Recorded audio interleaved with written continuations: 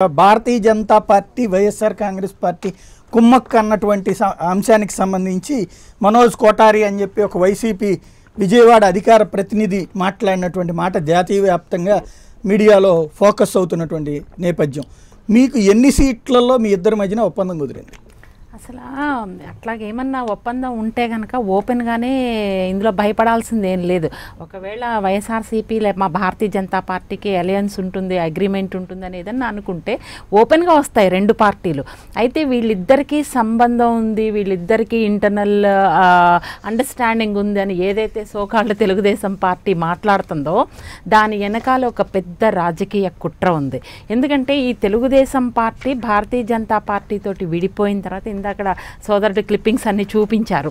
ఆయనకు అవసరం ఉన్నంత మట్టుకు ఒక వెర్షన్ మాట్లాడి తర్వాత విడిపోయిన తర్వాత విద్వేషాన్ని రగిల్చే విధంగా భారతీయ జనతా పార్టీని ఎదగనివ్వకుండా చేసే కుటిలమైనటువంటి నీచమైనటువంటి ప్రయత్నాలు ఏదైతే తెలుగుదేశం పార్టీ చేస్తుందో ఆ ప్రాసెస్లో భాగంగానే ఈ రూమర్స్ అనేది క్రియేట్ చేయడం జరుగుతుంది. అంటే ఏంటంటే మనకి హోదా ఇవ్వలేదు, ప్రత్యేక ప్యాకేజ్ ఇవ్వలేదని ఏదైతే దుష్ప్రచారాన్ని చేస్తున్నారో ఆ దుష్ప్రచారం రేపు వైఎస్ఆర్సీపీకి ఒకవేళ వాళ్ళకేంటంటే ఒక ఇన్సెక్యూరిటీ ఫీలింగ్ ఉంది.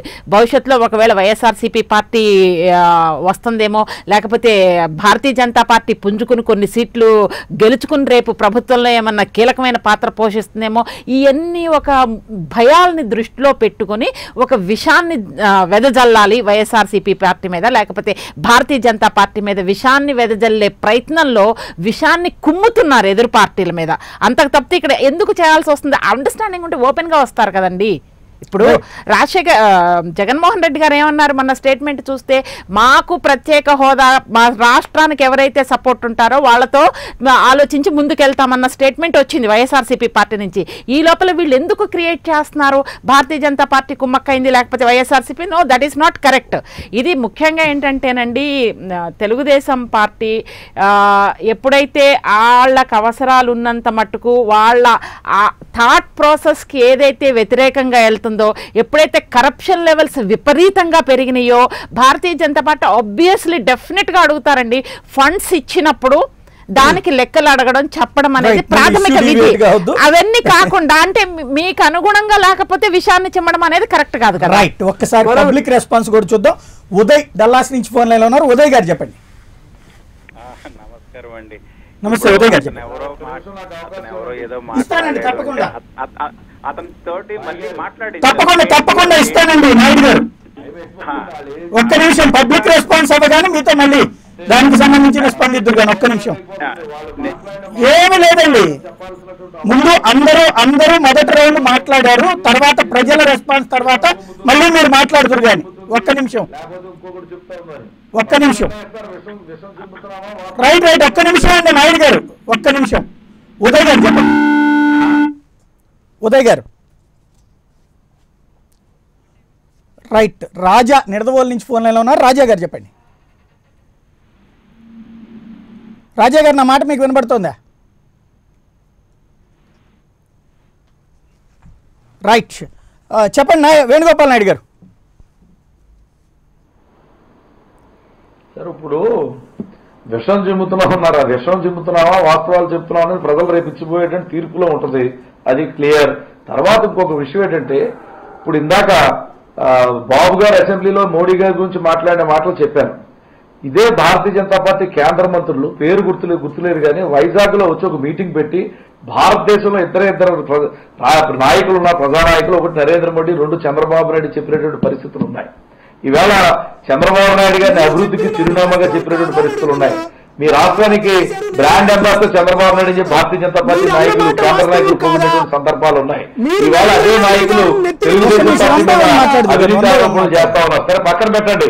ప్రత్యేక హోదా పాత్ర ఉండండి. ప్రత్యేక హోదా గురించి మాట్లాడారు.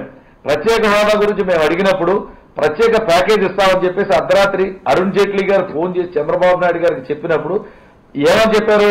ప్రత్యేక హోదా అనేటువంటి ఒక సాంకేతిక పదం మాత్రం ఉండదు కానీ ప్యాకేజీలో హోదా వల్ల వచ్చేటటువంటి అన్ని లబ్ధులు కూడా ప్రయోజనాలు కూడా రాష్ట్రానికి చేకూరుతాయి, ఒక్క పేరు తప్ప అన్ని కూడా ఇస్తామని చెప్పేసి ఆ రోజు చెప్పినప్పుడు చంద్రబాబు నాయుడు గారు ఒకటే మాట చెప్పారు. ఏమని చెప్పారంటే, రైట్, మీరు చెప్పినటువంటి అంశం బాగానే ఉంది, దీనికి టైం బౌండ్ పెట్టండి.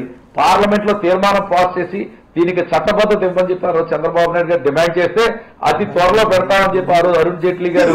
మరి వాగ్దానం చాలా కాలం గడిచిన తర్వాత గడిచిపోతామండి. దాని మీద ఏ నిర్ణయం కూడా అరుణ్ జైట్లీ గారు కానీ భారతీయ జనతా పార్టీ ప్రభుత్వం కానీ చేయకపోవడంతో తెలుగుదేశం పార్టీ తెలుగుదేశం ప్రభుత్వం ఆంధ్ర రాష్ట్ర ప్రజల పక్షాన్ని నిలబడి పోరాడాల్సినటువంటి అవసరం వచ్చింది. అలా పోరాటం మొదలుపెట్టిన దగ్గర నుంచి భారతీయ జనతా పార్టీ వైపు నుంచి తెలుగుదేశం ప్రభుత్వం మీద అవినీతి ఆరోపణలు అప్పటి వరకు లేనటువంటి అవినీతి ఆరోపణల్ని ఒక్కసారిగా పెంచినటువంటి పోలవరం జాతీయ ప్రాజెక్టు గా గుర్తించి పోలవరం నిర్మాణ బాధ్యతలు ఆంధ్రప్రదేశ్ రాష్ట్ర ప్రభుత్వానికి అప్పగించిన తర్వాత పోలవరానికి నిధులు విడుదల చేసి వేణుగోపాల్ నాయుడు గారు ఒక పాయింట్ అండి. ఈ మాట ఇది నబార్డు నుంచి వేణుగోపాల్ నాయుడు గారు ప్రభుత్వం కట్టుకుంటామని చెప్పి ఒక్క నిమిషం వేణుగోపాల్ నాయుడు గారు ఇక్కడ ఒక పాయింట్. మీరిద్దరూ కూడా సరే మీరు పోలవరము రాష్ట్ర ప్రయోజనాల కోసమే ఒక్క మాట వేణుగోపాల్ నాయుడు గారు ఒక్క పాయింట్ భారతీయ జనతా పార్టీ కాదు మేము తెలుగుదేశం పార్టీ. వేణుగోపాల్ నాయుడు గారు సరే ఇప్పుడు పబ్లిక్ అందరూ చూశారు. ఇప్పుడు ఆ టాపిక్స్ కి సంబంధించి ఏది రైట్ ఏది రాంగ్ అనేది ఆల్రెడీ చర్చ నడిచింది. అది ఇప్పుడు ఎన్నికల్లో తేలబోతోంది. తీర్పు కూడా ఇవ్వబోతున్నారు. నేను అడిగే పాయింట్ అలా ఇక్కడ కుమ్మక్కు రాజకీయం అనే పదాలను పదే పదే వాడటం. ఇక్కడ ఒక్క మాట ప్లీజ్ లిజన్. నేను అడిగే పాయింట్ ఏంటంటే ఇవాళ ఓకే మీరు అన్నటువంటి విధంగానే కుమ్మక్కు అయ్యారు అనుకుందాం. మీ యాంగిల్లోనే కరెక్ట్ అనుకుందాం. ఒక పార్టీ పక్కన వాళ్ళతో చెబితే ఓట్లు వేస్తారా? అంటే మీ పార్టీకి సంబంధించిన ఓటర్లని మీరు వెళ్ళి చెప్పి ఇదిగో వీళ్ళకి ఓటేయండి అంటే వేస్తారా?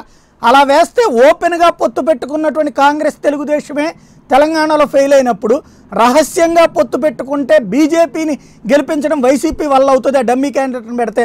ఒకవేళ అట్లా డమ్మీ క్యాండిడేట్లను పెడితే ఆటోమేటిక్గా మీరు అదృష్టవంతులు అవుతారు కదా. మంచి క్యాండిడేట్లు మీరు అవుతారు. బీజేపీ మీద వ్యతిరేకత ఉందని మీరు ఎట్లాగో చెప్తున్నారు. ఇంకా మీకు హ్యాపీ కదా? ఈ ప్రశ్న నన్ను కాదు మీరు అడగాల్సిందే. వైకాపా భారతీయ జనతా పార్టీ వ్యూహకర్తలను అడగాలి. ఈ రకమైనటువంటి రహస్య ఒప్పందం వల్ల మీరు ఆరోపణ చేసింది మీరు కాబట్టి అడుగుతున్నారు. ఎలిగేషన్ ఏంటంటే ఈ ఏదైనా కూడా ప్రజలకు తెలుస్తుంది. మీరు అనుకుంటున్నారు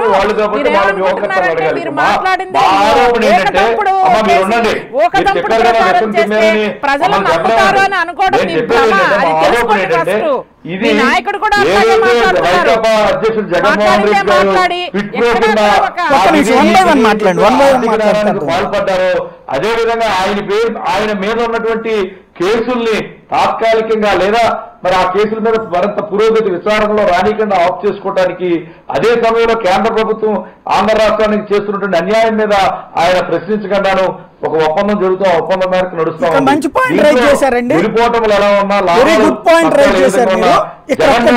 వ్యక్తిగతంగా లబ్ధి పొందుతా ఉన్నాడనేదే మా ప్రధాన ఒక మంచి పాయింట్ రైజ్ చేశారు. ఒక్క మాట నాకు ఒక్క డౌట్. వేణుగోపాల్ నాయుడు గారు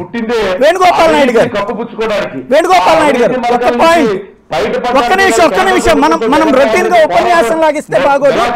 ఒక్క పాయింట్ నేను సూటిగా అడిగేది మీ పాయింట్ లో నుంచి ఒక్క మాట. వేణుగోపాల్ నాయుడు గారు ఒక్క పాయింట్ ఇక్కడ సూటిగా ఇక్కడ మనం ఉపన్యాసం లాగొద్దు దయచేసి. డిబేట్ అన్నప్పుడు పాయింట్ టు పాయింట్ వెళ్ళిపోవాలి. ఇక్కడ మీరు అన్నారు కదా డబ్బులు అక్కడ వాళ్ళు కుమ్మక్కయ్యారు అందుకే కేసులు డల్ చేస్తున్నారు అనేటువంటిది. తెలంగాణలో ఓటుకి కోట్లు కేసు ఉంది.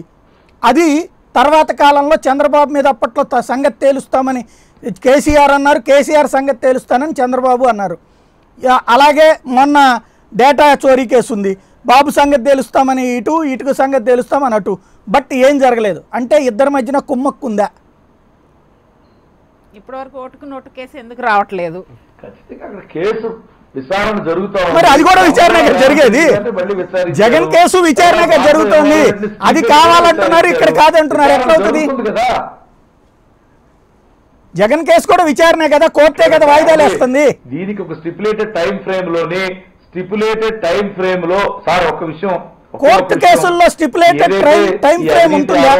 లాలూ ప్రసాద్ కి 18 సంవత్సరాల తర్వాత జడ్జిలను కూడా ట్రాన్స్ఫర్ చేశారు.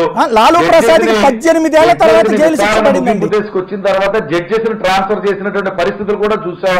ఎప్పుడైతే జడ్జిలు ట్రాన్స్ఫర్ అయ్యారో మళ్ళీ విచారణ చేపట్టాల్సిన పరిస్థితులు కూడా ఉన్నాయని చెప్పి న్యాయ నిపుణులు చెప్పినటువంటి అంశాలు కూడా మనం మీడియాలో చూసాం. ఇవన్నీ కూడా మనకు అర్థమవుతాయి. నేను అనేది అదేనండి, ఒక జడ్జి ట్రాన్స్ఫర్ అయితే కేసు మారుతుందంటే అయోధ్య కేసులో ఇప్పటికి 28 మంది జడ్జీలు మారారు, కానీ ఇన్వెస్టిగేషన్ ఫాలో అప్ ఉంటుంది. ఇదే బురద చల్లుడు కార్యక్రమం కదా. వెరీ సారీ నేను అన్నది విచారణ మారదంటే కాలయాపన జరుగుద్ది. ఎట్లా జరుగుద్ది? జడ్జి కొత్త వాళ్ళు వచ్చిన వాళ్ళు మళ్ళీ ఫాలో అప్ చేస్తారా? పాత ఉంటుందా? మీరు అది మాట్లాడుతున్నారా? న్యాయ వ్యవస్థ ప్రభుత్వాలు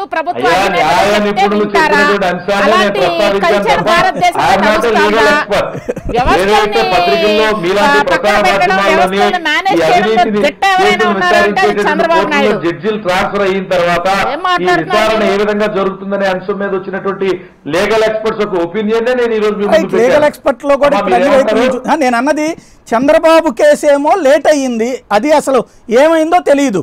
ఇందులో కుమ్మక్కు లేదంటున్నారు, అందులోనేమో విచారణ అది కూడా అలాగే నడుస్తోంది, అది కుమ్మక్కు అని చెప్తున్నారు. ఇది కుమ్మక్కు కాదు అది కుమ్మక్కు అని ఎలా చెప్తారు అని అడుగుతున్నాను నేను. వేరే ఏం చెప్పాలి? ఆ రోజు చంద్రబాబు నాయుడు గారు కేంద్ర ప్రభుత్వం మీద తిరుగుబాటు చేయనంత కాలం కూడా కేసులకు భయపడి చంద్రబాబు నాయుడు గారు పోరాటం చేయట్లేదని చెప్పి ప్రధానమైనటువంటి ఆరోపణ చేసినటువంటి పార్టీ వైకాపా పార్టీ. ఇప్పుడు మీరు ఈవేళ మీరు విచారణ చేసుకోండి, ఏదైతే జరుగుద్ది తప్పు నాదుంటే సరే చూసుకుందాం అని చెప్పి ఈ రోజున భారతదేశ స్థాయిలోనే ఈ కేంద్ర ప్రభుత్వం మీద మొట్టమొదటిగా వ్యతిరేక గళం విప్పి ప్రతిపక్షాలన్నింటినీ కూడా కూడగడుతున్నటువంటి ప్రజానాయకుడు, ప్రజల మద్దతు ఉన్నటువంటి నాయకుడు చంద్రబాబు నాయుడు గారు. ఈవేళ రాజీ దిశగానే ఆ కేసుల గురించి రాజీ పడే ఉద్దేశం ఉంటే కేంద్రం మీద పోరాటం చేసి ఉండేవాడు.